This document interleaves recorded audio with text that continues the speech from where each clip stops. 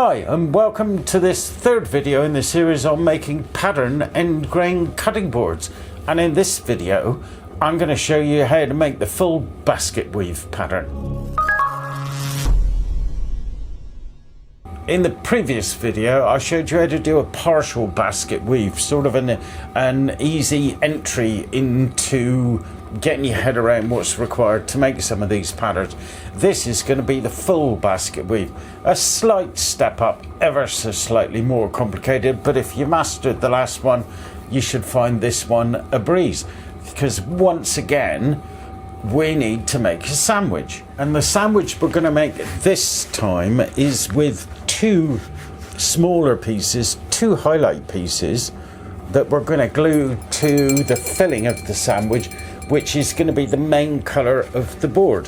I'm going to make two boards in this video, one that's got a light wood as the dominant colour and one that's got a dark wood as the dominant colour, so you'll get to see both and you can decide which one you prefer. Now there's a little bit of math with this, not an awful lot, and it's fairly simple to get your head around. First of all, I want to explain that I'm making this board using timber that I've already got in my store. I've not gone out and bought timber especially to make this board with. And I'm starting with plain square edge on three sides, and the finished thickness of my timber is 35 mil. So I want to bear that in mind, because I want to try and utilize as much timber as possible and generate as little waste as possible. So 35 mil is the thickness of the timber that I'm starting with, and I'm using white oak as the main color for board number one, with walnut highlights to make the basket weave pattern. And again, my piece of walnut is 35 mil thick. So that's constant number one, if you like, in my little equation, dead simple. The other constant is the fact that the highlight pieces, the two pieces that are going to sandwich the piece of white oak, I prefer a thickness for those of 5 mil. Now you can go with 6, 7, 8 mil, 4 mil, 3 mil, 2 mil, any size you like. I particularly like it as a 5 mil. So I'm going to factor that in to my calculation when I work out what size timber to cut. Let me move that over there. So the other thing I need to take into account is the width of the boards I've got. They're all, I've lost my tape measure now, they're all pretty much the same size. In fact, they're all bang on the same size. They're all 137 mil wide, with a few inclusions in them. So I've got 35 mil thick, 137 mil wide, and 5 mil highlight pieces. So here's my plank, 137 mil wide. And I want to realise as much of that timber as possible. So if I were to take my 5 mil pieces of walnut and put them top and bottom to make my sandwich, bear in mind I need to make a square. So whatever size that is, I need to duplicate this way. My piece of white oak is 35 mil thick, plus 5 plus 5. That's going to give me 45 mil thick. So I'd need to cut a 45 mil piece off of this plank.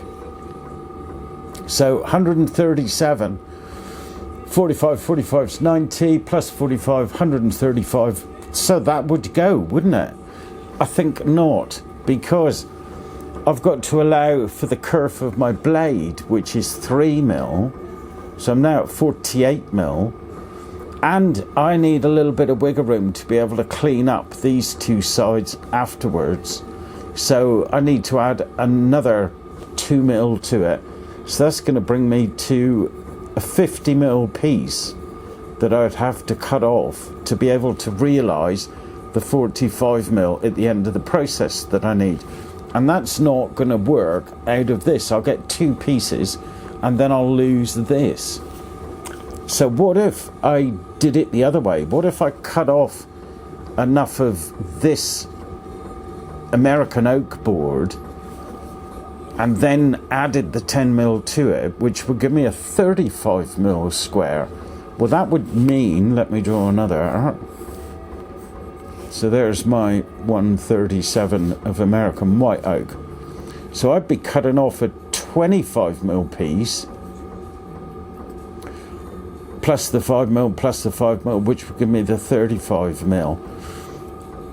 However, I need to allow another 5mm for clean up the saw blade. So I'm cutting off a 30mm piece. So I get 30, 60, 90, 120, and I get a lot less wastage. I'm going to end up with a 17mm piece. I'm pretty sure I can use that for something else. So that's what I'll do with the first board. I'll set my saw to cut 30mm, which after cleanup will give me a 35mm piece. That sounds a bit contradictory, doesn't it? But don't forget, we're adding this piece of walnut either side, which adds 10mm back to it again.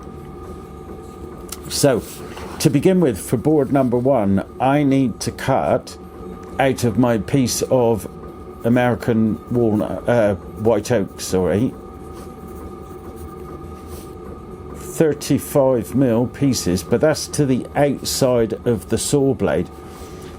So to the inside of the saw blade, to set it as you normally would, I'm looking to make a 32mm cut. And the other thing we need to bear in mind is, to make this pattern work, we need an even number of pieces. And we're going to get 35mm square. So 2 35s are 70s. So 2 will give me 70mm, 4 will give me 140mm, 6 will give me 210mm, 8 will give me 280mm, or I could go for 10 that would give me 350mm. So that's what I'm going to target, 10 pieces at 32mm. Now for these highlight pieces, I'm going to cut them to 6mm, and then I've got a mil to clean up. So walnut will be a 6mm cut.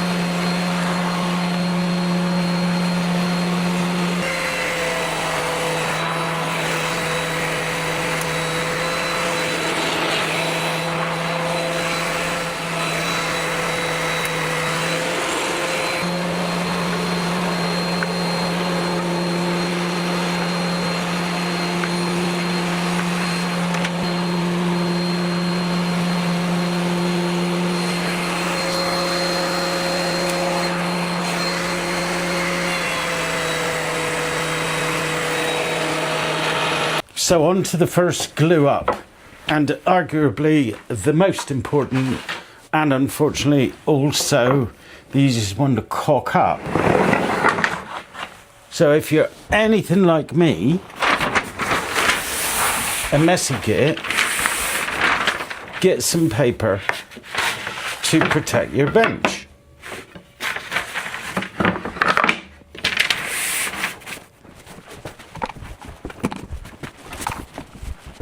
Lay out your clamps and protect your clamps from glue squeeze out with a bit of masking tape. Masking tape is much cheaper than a new clamp and much easier than cleaning a clamp. Now we are going to want to take all of our pieces and lay them out as we want them to be when they're a finished item.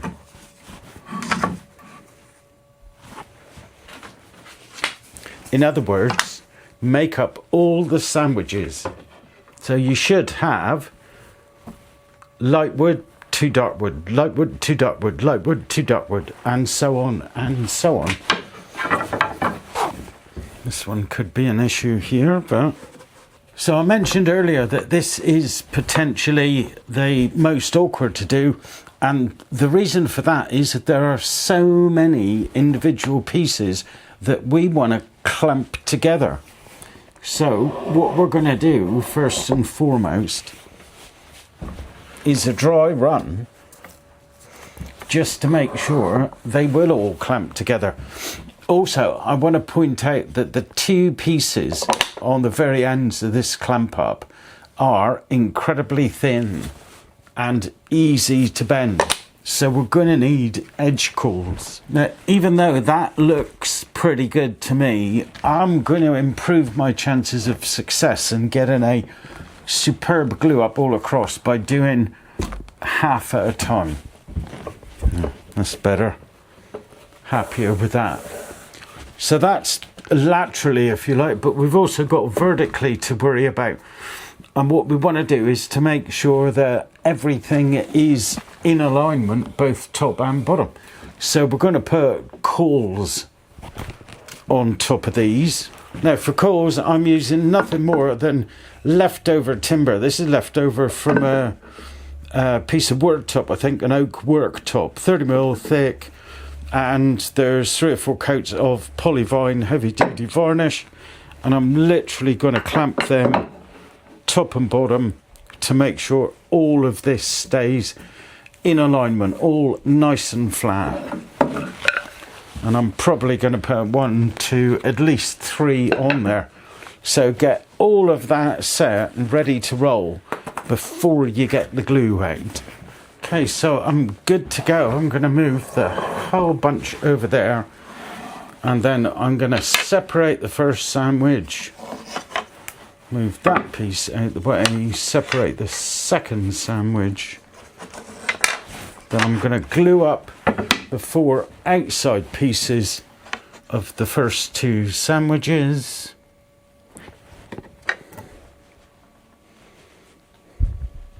Then I'll put them back together, and then I can move on to the next 2. So outside sandwich, filling, outside, outside, filling, outside, and rinse, lather, repeat.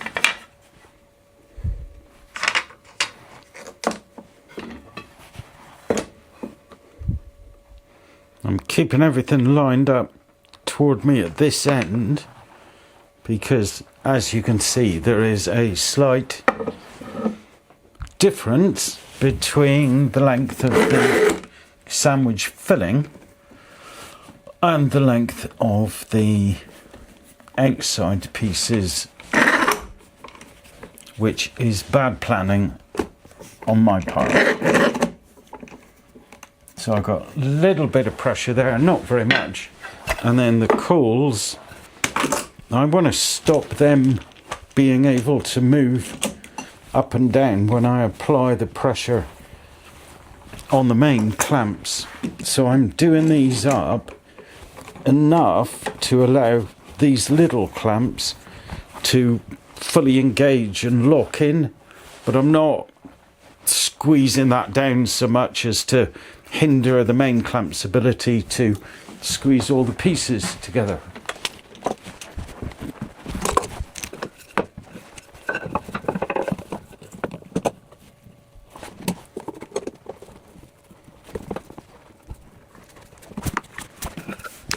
These little clamps I'm using are the cheapest ones I could find on Amazon.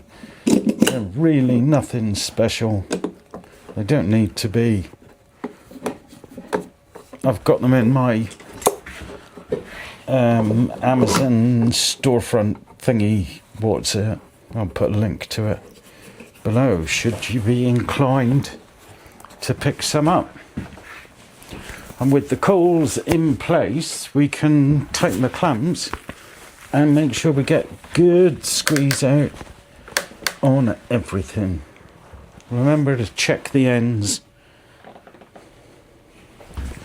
Make sure you've got the appropriate amount of pressure. Then you can remove any excess and set that aside to dry until tomorrow. So while the first board's drying in the clamps, I'll cut up this second board. Now I've got the same calculation to do, but different sized timbers. This Sapele has finished size of 40mm, and I don't have 40mm thick timber for the highlight piece for this. So what I'm going to do here is target 40mm as the finished size of my square or my sandwich, which means I can cut 30mm pieces out of this, plus my blade, 35mm with a bit of clean up, 14, so I get 4 out of that one, 4 out of this one, 3 out of that one. If I've got a 40mm finished square, bearing in mind I've got to do them in pairs, so that'll give me 80mm, 160mm, 240mm, 320mm, perfect, happy with that. But I need 40mm pieces out of my white oak, which I've cut in half. So if I cut,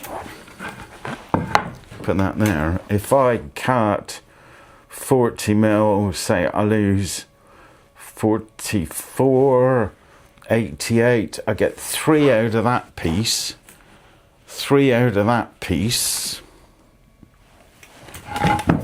and then I've got 35mm. I want a 6mm piece, that's 9, 18, 27, so I'll get 3, 6, 9, 18, and I need 16 pieces, so I should be quids in.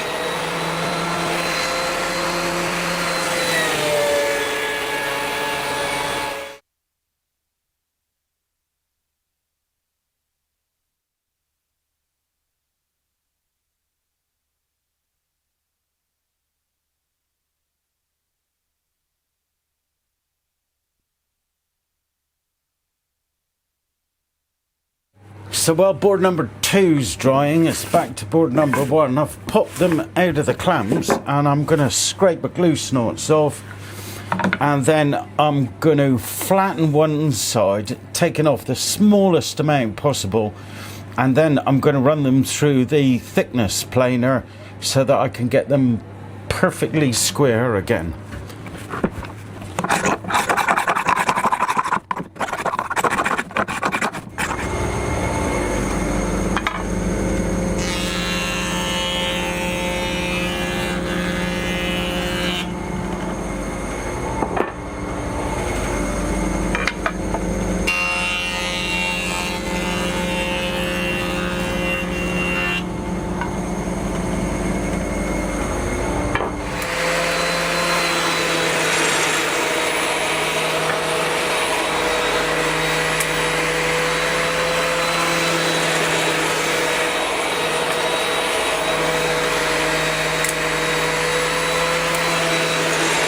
So with all the pieces now perfectly square, we're on to our second glue up.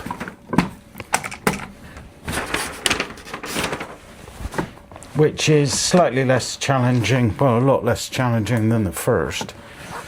See, the only thing we really need to ensure this time is that we alternate the orientation of the pieces. So if your first piece is going to be highlight up, in my case walnut up, then the second piece has got to be walnut to the side. Walnut up, walnut to the side, and so on. Check my sizing, because I think I'm a little oversized. I've made too many pieces. So my sizing at the moment, with even pieces, 2, 4, 6, 8, 10, I'm at 345 and my target was around 300. So if I go for 8 pieces, I get just under 280, bit too small. But if I go for 10 pieces, I get just under 350. So not sure where my math failed me there, but hey ho, noticed just in time.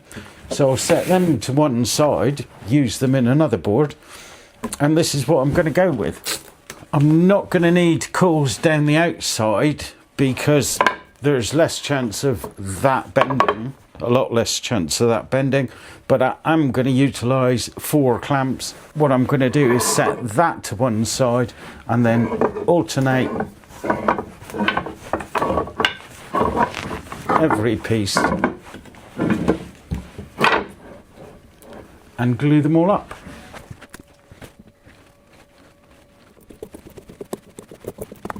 Now I can turn them all back, and again line up this bottom end near me.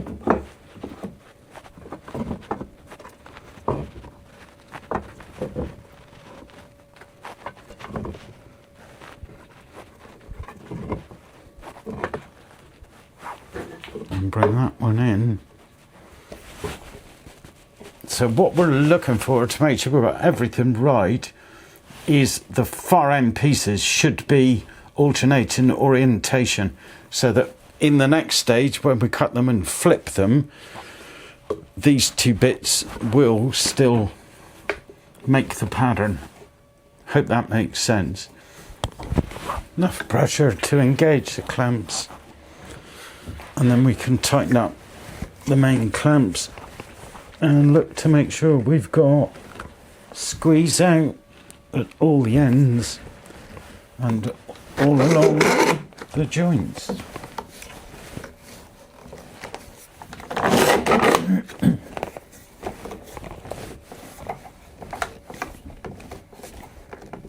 And I must say that's looking rather good. Self-praise is no praise, but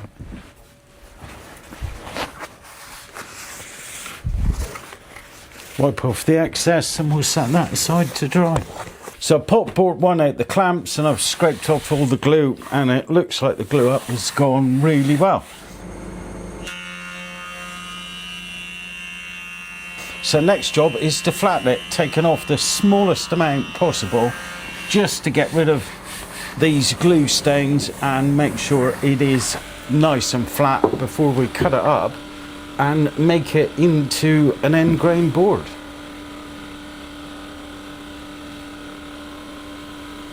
And now for the final cut on board number 1. I'm using the equivalent of a crosscut sled with a stop block set up on my fence. I'm gonna cut a nice clean edge on one end, and then I'm gonna measure back 42mm. Finished height of my board is gonna be 40mm. So if I cut these pieces at 42mm, I've got a mil either side for the final cleanup, which should be enough.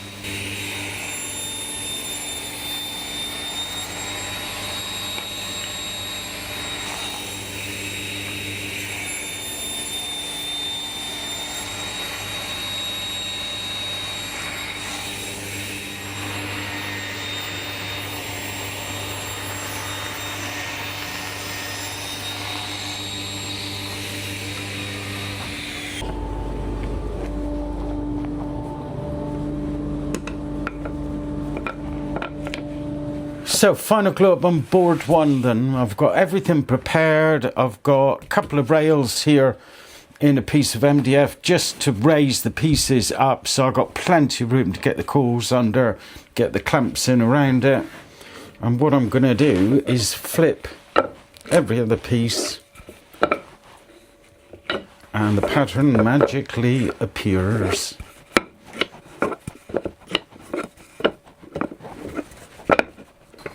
And I use this old steel square to get everything lined up and double check. Absolutely everything.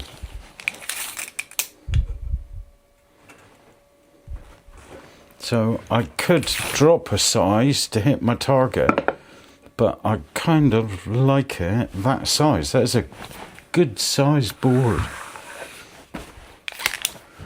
So the critical parts of this glue up are getting everything square, because if we're slightly out of square with this pattern, we don't have the ability to re-square it. So we want it absolutely bang on, or as darn close as we can get it. And then coils at the end, coils along either side, clamp it up nice and tight. Take our time and make sure we don't make a pig's ear out of a sow's purse, or one of those sayings.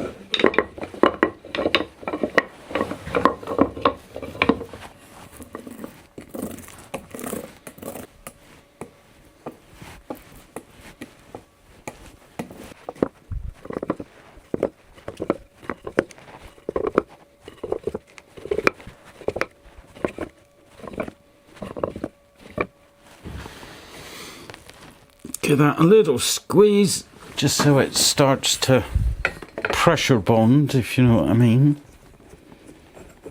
Get all of them nicely lined up. Now I'm going to drop a centre clamp on and just nip it up ever so slightly. Check my pattern.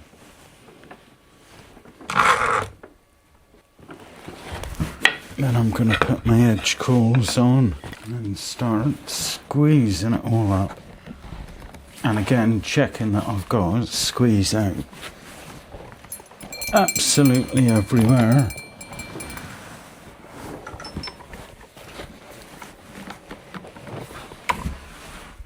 Looking good. So I'll give that a wipe off, get rid of the excess glue, and set that aside to dry until tomorrow. So board number 1 is out, the clamps, I've scraped off the glue snots, and now I'm going to flatten it. And to flatten it, I'm going to run it across the top of my planer, because my planer is wide enough, but if yours isn't, you could easily use a router flattening jig or a belt sander, orbital sander, anything that you've got that will do the job. But running it across the top of the planer, I'm going to put a little round over on this back edge just to prevent any breakout. And I'm going to take off the minimum amount possible just to get it flat. And then I'll flip it over and run it through the drum sander to flatten the other side.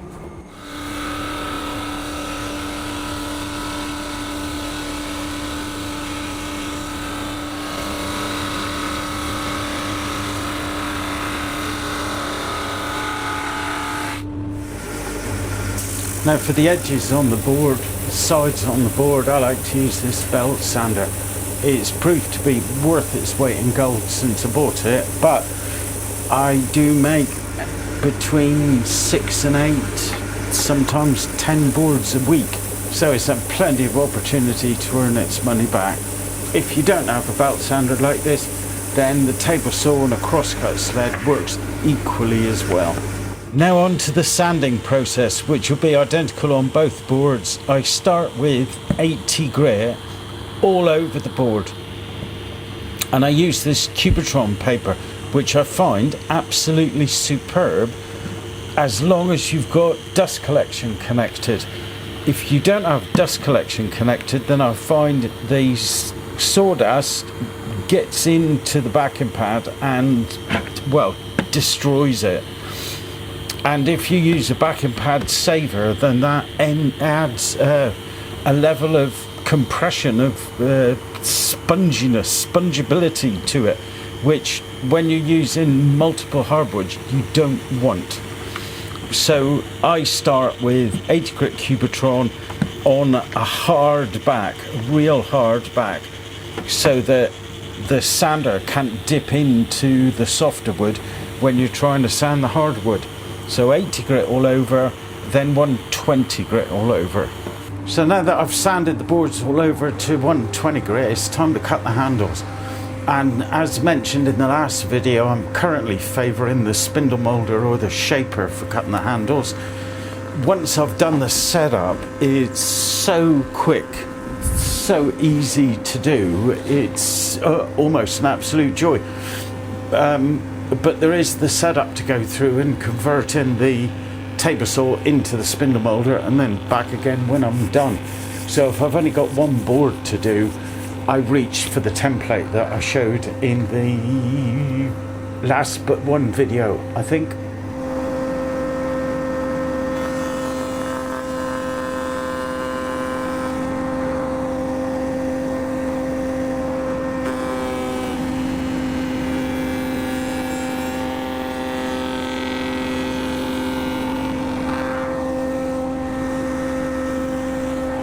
So with the handles cut, we're on the home run now, but unfortunately it's back to sanding. So 180 grit all over the board, including the handles, just to make sure.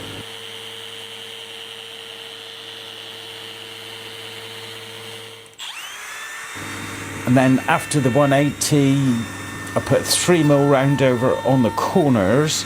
I used to do a 6mm, but I think a 3mm looks better, it gives it a more modern feel.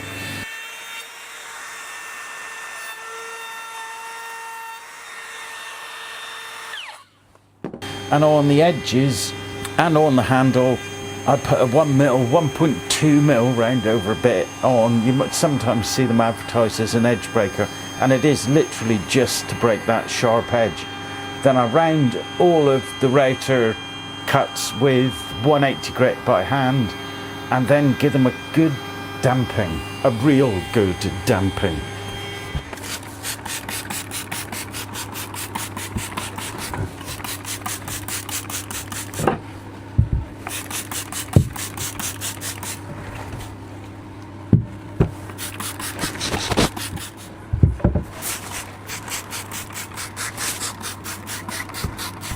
Then once they've dried, we're going to sand them all over yet again, but this time with 240 grit, just to make sure they are beautifully smooth and polished.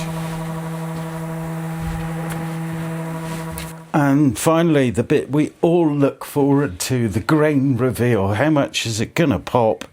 How good are they going to look? So let's do the white one first. Oh, I could be wrong. Look at that.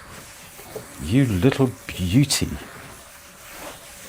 What a combination. That is gorgeous, if I say so myself.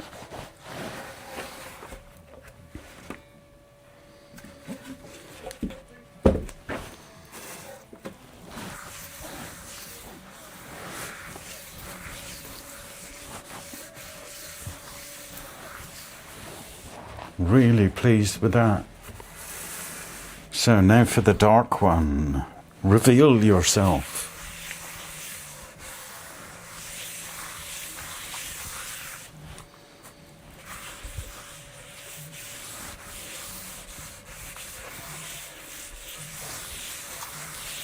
Well, the dark one looks damn good, but I think the white oak has got the edge on it. That is stunning. Or should I say, my preference. You've got to let me know which one you prefer. And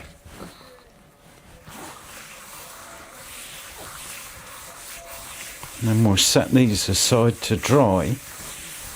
And depending on the temperature of workshop, could be anything from a few hours to a good half a day.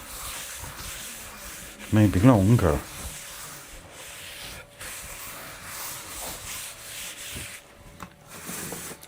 Beautiful.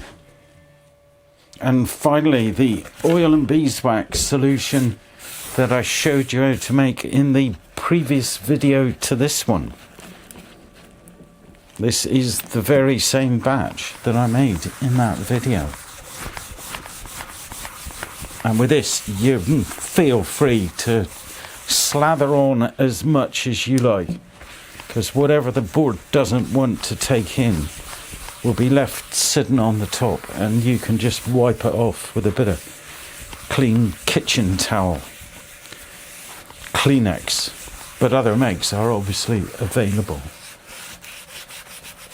And I love this as a finish because it gives the board that lovely sheen, seals all the pores, stops it from taking on food debris and odours and stains. It's a bit of a Mary Poppins finish, really. Practically perfect in every way.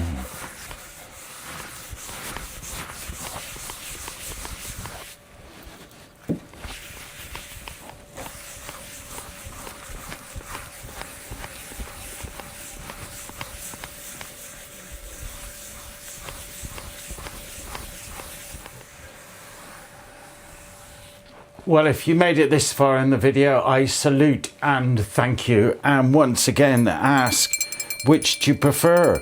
The predominantly light or the predominantly dark? I'm still in two minds. We'll see.